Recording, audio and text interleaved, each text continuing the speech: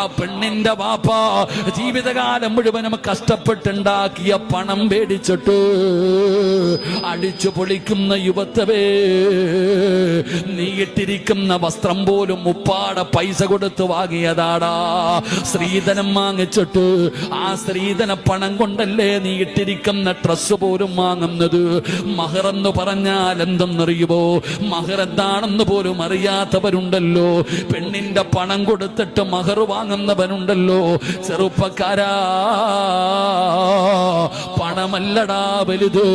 100 പവൻ കിട്ടുന്നവനല്ലോ, Benz car കിട്ടുന്നവനല്ലോ, acre കണക്കിന് സ്ഥലം കിട്ടുന്നവനല്ലോ, ഓച്ചിറയിലോ Karunagappally ടൗണിലോ 1 acre സ്ഥലം കിട്ടുന്നവനല്ലോ.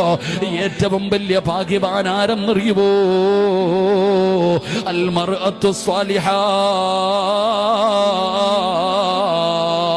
അല്ലാഹുവിനെ പേടിയുള്ള ഒരു ഭാര്യയെ ലഭിക്കുന്നവനാണ് ലോകത്തിലെ ഏറ്റവും വലിയ ഭാഗ്യവാനെന്ന് നബി തങ്ങൾ പറയുമ്പോ അതാണ്